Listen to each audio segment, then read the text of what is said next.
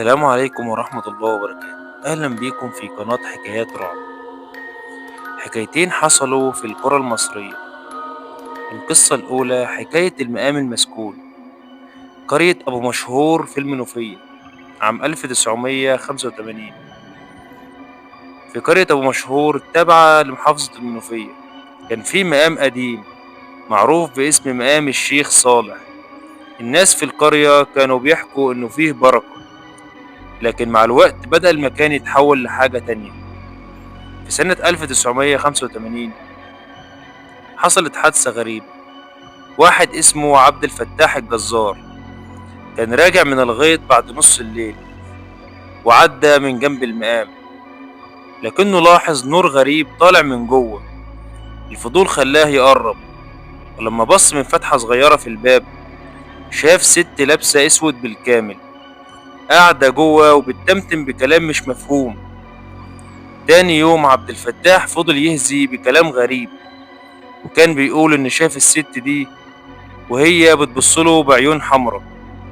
حالته ساءت، وبدأت عيلته تسمع صوت حد بيتكلم معاه في الليل.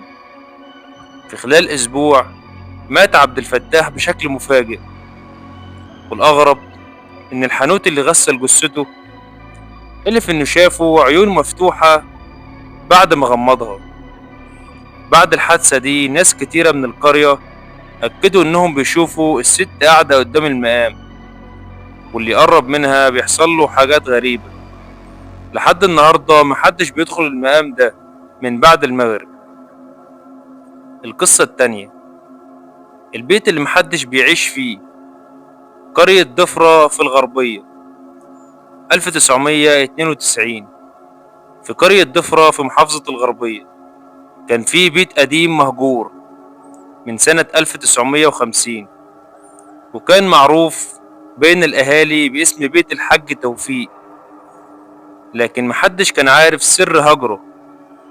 في سنة 1992 قرر واحد اسمه محمود حسنين إنه يشتري البيت ويعيش فيه هو وعيلته. من أول يوم حاجات غريبة بدأت تحصل. صوت جز سلاسل في الدور اللي فوق، أبواب بتفتح وتقفل لوحدها، وأوقات يسمعوا صوت ست بتعيط بالليل. لكن اللي حصل ليلة 17 نوفمبر 1992 كان هو الأسوأ. بنت الصغيرة إيمان صحيت في نص الليل بتصرخ، ولما دخلوا أوضتها لقوها واقفة في الركن وهي بتشاور على السقف وبتقول الراجل واقف فوق.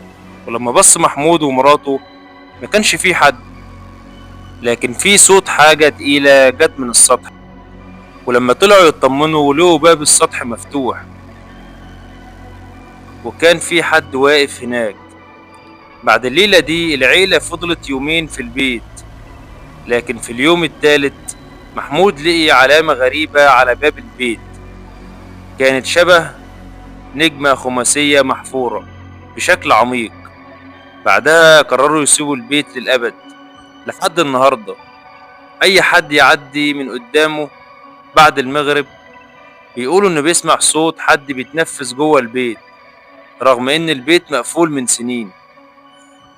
دي كانت حكايتين من قلب رعب القرى المصرية، وكلهم ليهم شهود عيان وحاجات لسه بتتقال عنهم لحد النهاردة. انت كمان تقدر تحكي لنا عن حاجات حصلت معاك، ولو عندك قصة وأي حاجة وعايز تحكيها ابعتها لنا في التعليقات.